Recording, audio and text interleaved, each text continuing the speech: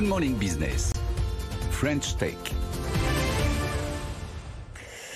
Et on est toujours en direct de Lyon au Matmut Stadium de Gerland. On est là jusqu'à 9 h en direct et on va découvrir cette French Tech lyonnaise particulièrement dynamique. On est avec Carbios, une entreprise qu'on suit depuis très longtemps à BFM Business avec Emmanuel Ladan. Bonjour, vous êtes le directeur général de Carbios et on est avec Denise Onlingre. Bonjour, vice-présidente de la French Tech Saint-Étienne-Lyon. Vous êtes aussi directrice générale de Keranova. Anthony nous le disait tout à l'heure, cette French Tech lyonnaise, elle est extrêmement dynamique. On a eu des levées de fonds quand même santé 150 millions d'euros qui développe le Doctolib pour animaux. C'est un carton. Mon chien est abonné. Son chien est abonné alors qu'il n'est jamais malade. Ce qui veut dire quand même que ça fonctionne.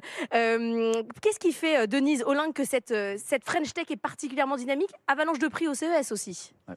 Absolument, oui. Alors, ce qui fait que cette French Tech est dynamique, c'est déjà une French Tech qui existe depuis un certain nombre d'années, pratiquement 10 ans, qui vient d'être labellisée Capital French Tech, donc par le gouvernement. C'est une French Tech qui est sur un territoire qui a toujours fait preuve de dynamisme, notamment dans des secteurs d'activité comme le numérique, les medtech, biotech, alors des émanations un peu différentes comme Santévet, dans l'industrie. Et c'est une French Tech qui regroupe un écosystème aujourd'hui qui représente à peu près 2000 startups, des levées de fonds importantes. Il y a eu 220 millions d'euros de levées de fonds en 2022.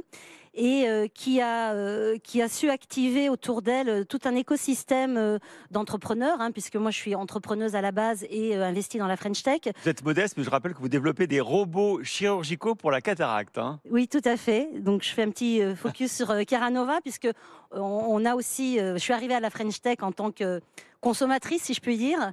On a été labellisé French Tech 120, qui est un des prix donnés par le programme French Tech suite à une grosse levée de fonds en 2019.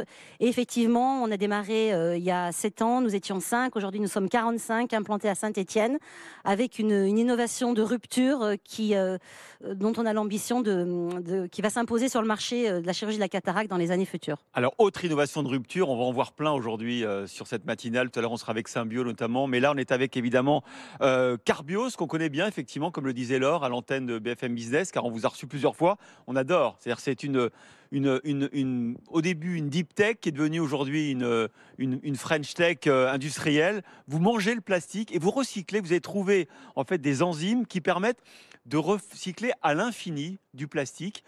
Une fois c'est une bouteille, une fois c'est un t-shirt, et là on rentre en phase industrielle. Expliquez-nous ça, Emmanuel Ladan. Absolument, c'est un procédé unique au monde qui a été créé par Carbios depuis 2011. Et tout est basé sur un procédé biologique à base d'enzymes. On reçoit des déchets, que ce soit des déchets textiles ou des déchets en plastique, des bouteilles ou des flacons de cosmétiques. L'Oréal est un de nos actionnaires. Ouais. Et à partir de ces déchets, on va fabriquer les composants de base du plastique pour refaire du plastique de qualité neuve. Donc c'est extrêmement circulaire. On peut faire beaucoup de cycles, une vingtaine de cycles de recyclage, et surtout c'est extrêmement flexible, puisqu'à partir d'une bouteille de shampoing on va faire une bouteille d'eau, et à partir d'un t-shirt on va refaire une bouteille. Ça fonctionnait avec ce qu'on appelle le PET, c'est ça, et maintenant ça va se développer sur d'autres types de plastiques. Vous avez publié il y a quelques jours un article scientifique dans une revue, dans une des plus prestigieuses revues de chimie au monde. Qu'est-ce que ça va changer justement? Absolument, l'enjeu pour Carbios, c'est de ne pas s'arrêter au PET. Le PET, c'est déjà un marché énorme, c'est environ 20% des plastiques qu'on consomme dans le monde, mais il y a beaucoup d'autres plastiques. Donc on développe notre technologie enzymatique pour attaquer d'autres plastiques ou d'autres textiles, les polyamides, les polyoléfines, donc d'autres plastiques qui vont nous permettre d'étendre notre gamme et d'avoir dans le futur, on l'espère, une solution pour tous les plastiques. Vous avez doublé le nombre de brevets depuis 2020, 336 titres dans le monde, ça fait 53 familles de brevets. C'est-à-dire que là, vous passez à la phase industrielle, mais la R&D, elle continue pour pour trouver d'autres formulations. Absolument, on améliore en permanence nos enzymes. On a une équipe de scientifiques et en partenariat avec le CNRS, l'INSA, l'INRA et beaucoup d'autres universités.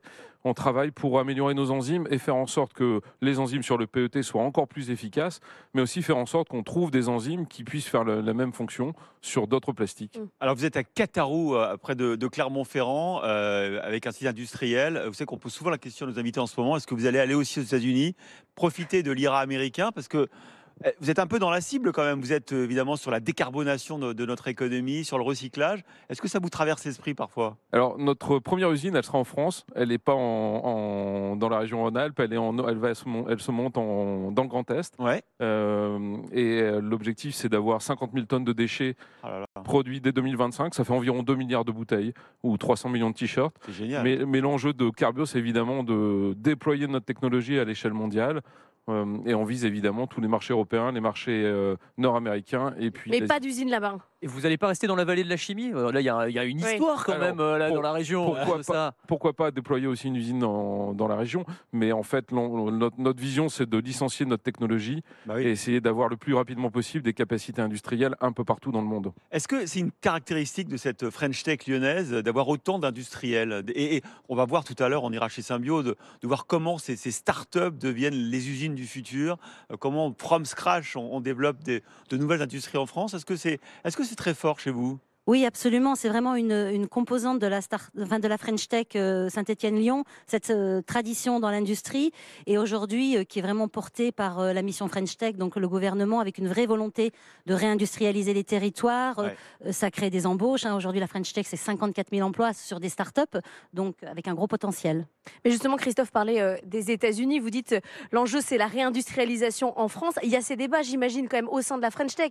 On réindustrialise, oui. On a les États-Unis qui nous ouvrent les bras. Il y a des discussions entre les jeunes start-upers. Oui, réindustrialiser en France, ça ne veut pas dire se fermer au monde. Ah, Vraiment, un des enjeux de la French Tech, c'est de détecter et de pousser les futurs champions internationaux dans des secteurs comme la santé, l'industrie ou le numérique. La prochaine étape pour Carbios, c'est donc cette usine qui sera. Quand est-ce qu'on vient l'inaugurer? En 2025, elle Ouais. démarre. Ah, bon. Et puis, on espère lui faire des petites sœurs un peu partout dans le monde. Et pour rebondir sur les partenariats, en fait, on vise aussi les grandes marques américaines. Dans les partenaires de Carbios, on a PepsiCo, on a Patagonia. Donc, Ah oui. on ne s'arrête pas aux marques françaises. On est très content d'avoir L'Oréal, Michelin, l'Occitane qui nous soutiennent. Mais il faut qu'on s'ouvre au monde et qu'on puisse apporter notre technologie un peu partout. Anthony, c'est vrai qu'on voit que cette transformation écologique, cette décarbonation, c'est tellement d'opportunités, C'est de énorme. nouvelles entreprises, de nouvelles technologies. L'économie va boomer dans les années qui viennent. On en est clair. sûr. On en parle tous les jours et c'est vrai que là, on voit qu'il y a un écosystème ultra dynamique. On parlait, le CES de Las Vegas, c'est une vitrine formidable pour ça. Il y avait des green tech à ne plus savoir où regarder vraiment et notamment beaucoup de startups de la région Auvergne-Rhône-Alpes. Très clairement, il y a un gros dynamisme. Merci beaucoup à tous les deux, Emmanuel Ladan et Denise Oblingre, d'avoir été avec nous ce matin dans Good Morning Business.